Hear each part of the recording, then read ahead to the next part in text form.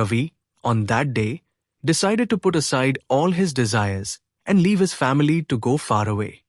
He had come to terms with the fact that none of his aspirations or dreams would ever come true. However, he didn't know where to go. Sitting at the bus stand, he thought, let's get on the next bus that comes. I have some money in my pocket. Wherever this bus takes me, I'll go there. After that, let God show me the way. After a while, a bus arrived and Ravi got on. Within minutes, the bus was ready to depart. Just then, from a distance, he heard someone shouting, Ravi, Ravi. It was Sinchana. Yes, it was her. But what was she doing here? Ravi, who was ready to leave, got down from the bus. Sinchana, what are you doing here? He asked. Sinchana, having stopped her wedding from taking place at the mandap, had come all the way to stand there. Are you seriously asking why I came here? She countered. Ravi remained silent. A year ago, Ravi and Sinchana had first met at a drawing competition. Ravi was a talented artist, and Sinchana had always loved art. She had tried to learn drawing, but realized it wasn't her forte and instead enjoyed experiencing art. During the competition, Ravi had painted a picture of a mother showing the stars and moon to her child while feeding him. The painting was so captivating that even the detail of the child's lips smeared with food was vivid. Mr. Ravi, your imagination is incredible. How much is this painting? I want to buy it, she had said. Ravi replied, Miss, art cannot be priced.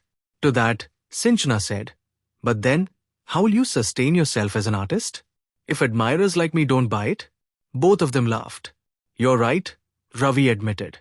Eventually, they agreed on a price, and Ravi sold her the painting.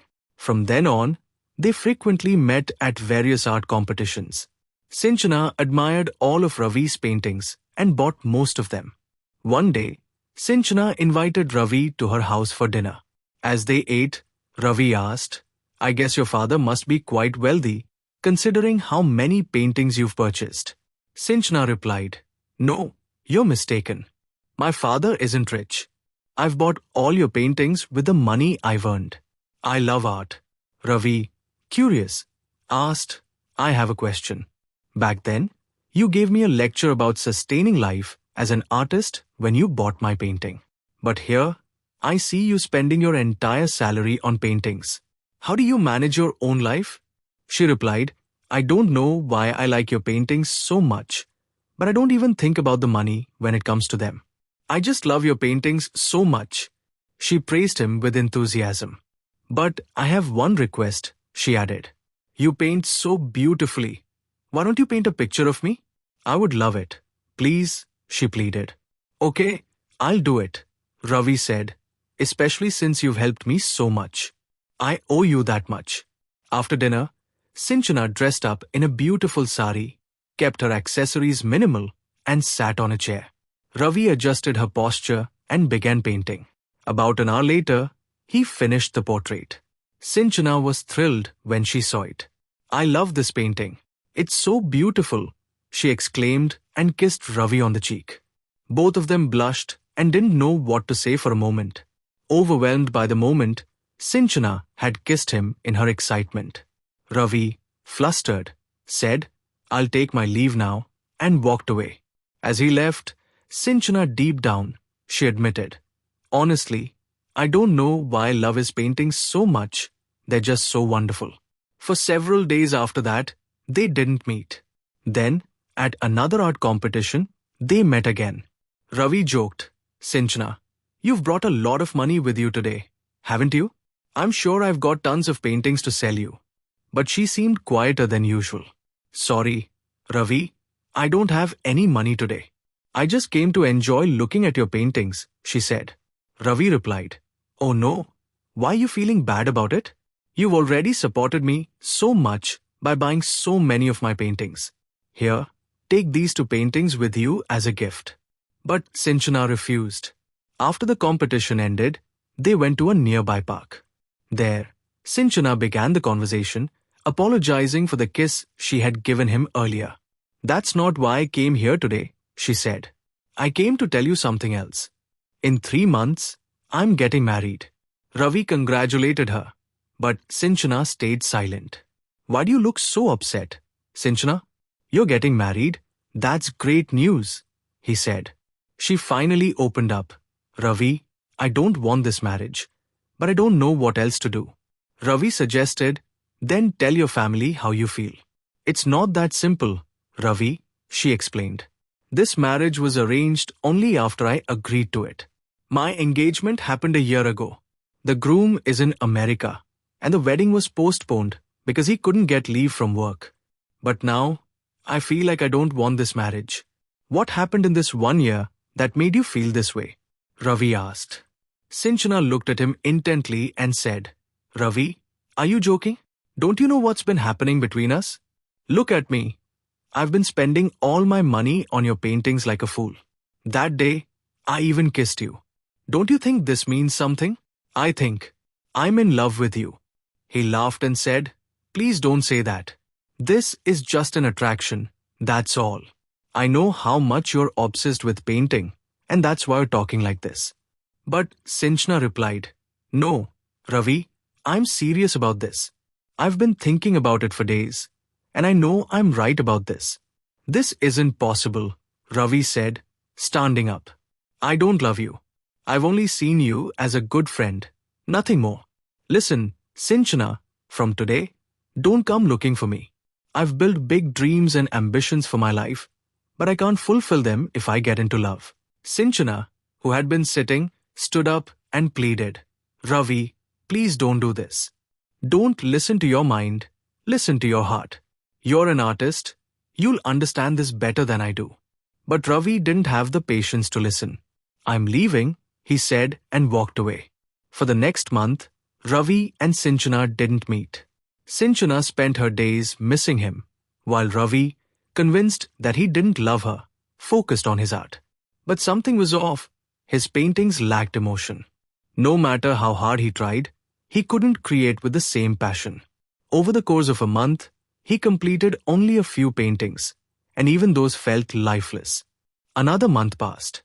Sinchana's wedding was just a month away. Whenever the thought crossed Ravi's mind, it filled him with unease. But why should I be anxious? He told himself. I don't love her. He clung to this belief. As the wedding approached, Ravi wondered, why shouldn't I paint one last portrait for her? With that thought, he picked up his brush and sat down to paint. But he didn't know what to paint. He closed his eyes, and an image of Sinchana appeared in his mind, yet no inspiration came. Then he remembered his mentor's words, if you only imagine a painting in your mind, it will never take shape. You must let it sink into your heart.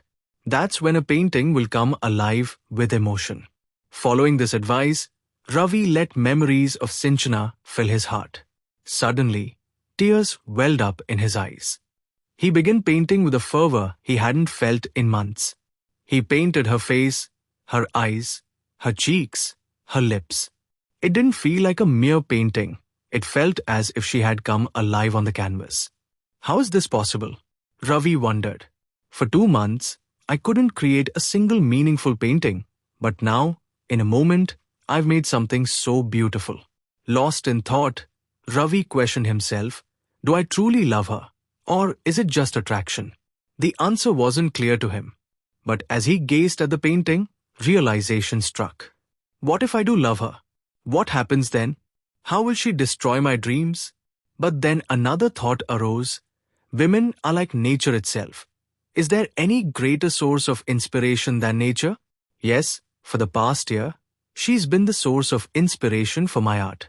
That's why I was able to create such beautiful paintings. And now, just by thinking of her, I've made something so extraordinary.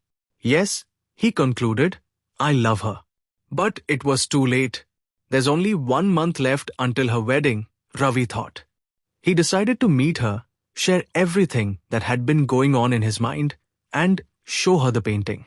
He wanted to explain the changes he had gone through. On the edge of the painting, he wrote, To my love, Sinchana, and packed it carefully, determined to give it to her.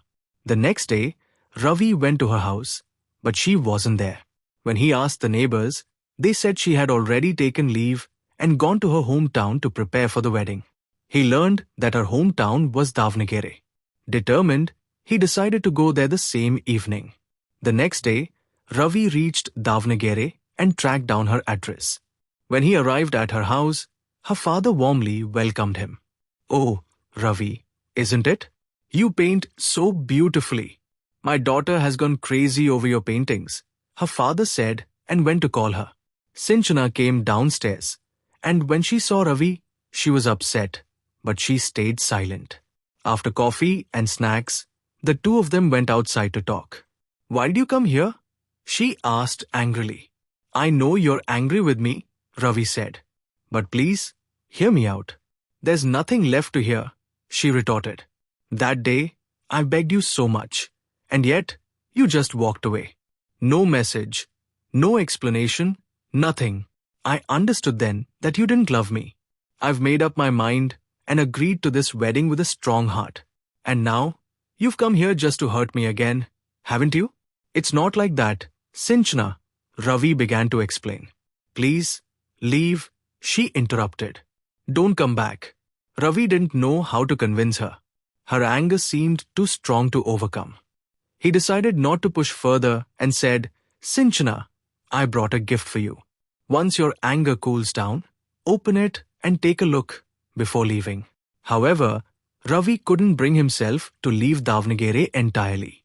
He booked a room at a lodge and stayed in the town. Sinchana, still angry at him, didn't even open the package. She threw it into a corner out of frustration. Meanwhile, Ravi called her every day, but she didn't answer. 10 days passed. Ravi went to her house again, hoping to meet her, but she wasn't there. "She's gone out to buy some clothes," someone told him, so he returned to the lodge. With only 1 week left until her wedding, Ravi gathered his courage and went to her house again. This time, she was there. Ravi went to her room to talk, but her frustration was evident. "I told you not to come near me again, didn't I?" she said angrily. "Sinchana, please let go of this anger. I understand the mistake I made. After you left, I couldn't even complete a single painting properly. That's when I realized that for the past year, I had experienced the sweetest days of my life with you. You are my inspiration, Sinchana," Ravi said. "And now you come and say this?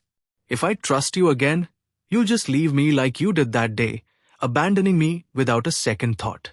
"I don't trust you anymore," she replied. Defeated, Ravi left. Another week passed, and the wedding day arrived. Ravi was tormented by the question, how would he live without her? On the wedding day, he went to see her one last time. From outside the venue, he caught a glimpse of her as the bride. Seeing her in that form filled him with unbearable pain, and he couldn't stay there any longer. He left without knowing where he was heading. Sinchana, on the other hand, hadn't even opened the gift Ravi had given her. She had tossed it aside in anger. Though she loved him deep down, her stubbornness and pride had led her to another wedding. The day Ravi had visited her again, she had cried silently, wondering why he kept coming back only to hurt her more. "Why couldn't he pour his heart out to me before leaving?" she thought to herself. "Why did he make me even more determined to prove I don't need him?" On her wedding day, her face showed no joy. For a month now, her mind had been preoccupied with the gift Ravi had left her. She had fought the urge to open it every single day. But finally, her curiosity got the better of her, and she opened it. Oh, what a painting it was! Ravi had poured his very soul into it. In the eyes of the painting, she could see that Ravi had poured his emotions and love for her. What does this mean? She thought. He understood that we aren't two separate individuals, we are one. At the bottom of the painting, the message to my love, Sinchana, was written, accompanied by drops of water from Ravi's tears.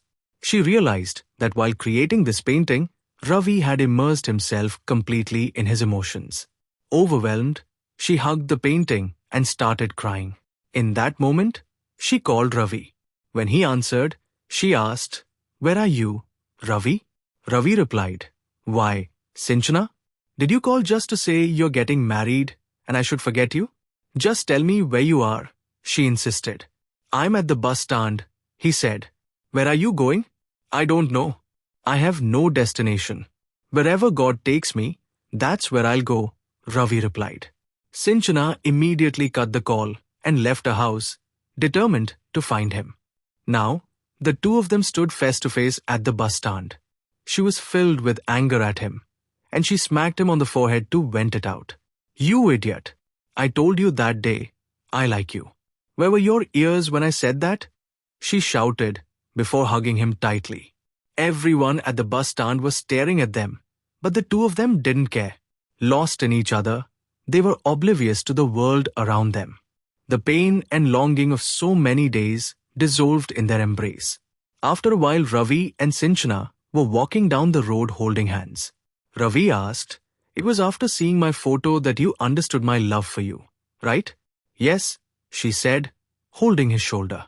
"I called you so many times, came to your house, and pleaded persistently. You didn't care about it, did you, my strong girl?" He teased. "Ravi, you know this, right? Even before falling in love with you, I was in love with your paintings.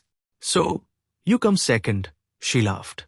"Then I'll stop painting altogether from now on," he said. "Oh no, Ravi, don't you know? If you want, you can leave me, but you can never give up painting." "That's just not you," she replied. "True. But tell me, how did you manage to capture my face so superbly in your painting?" she asked. "Because it's always in my heart," he replied. "Good boy," she said, patting his back. "But I didn't see anything special in my face. I felt like there is something missing in my face." "And also why you've only painted my plain face?" she questioned. Ravi answered to all her questions with calm, "You should never ask about a sage's source of knowledge, as you won't get an answer. Similarly, I have no answer for why I chose to paint your face. But I've always felt like something was missing in your face." "What?" she asked curiously. "The bindi on your forehead. It adds grace to your face." "All right, I'll make sure to wear it from now on," she said, smiling. And with that, lost in the essence of love, they forgot everything around them. "Hey, Ravi, where are we headed?" she asked. "I don't know. This is your city, isn't it? You tell me where we are going," he replied. "Oh no, I don't know either," she said. "How can you not know, silly, when this is your town?" he teased. "My silly guy," she said, gently nudging his shoulder. He cried out, "Ouch!" Laughing and teasing each other, the two continued down the endless road, with no destination in sight, enjoying each other's company.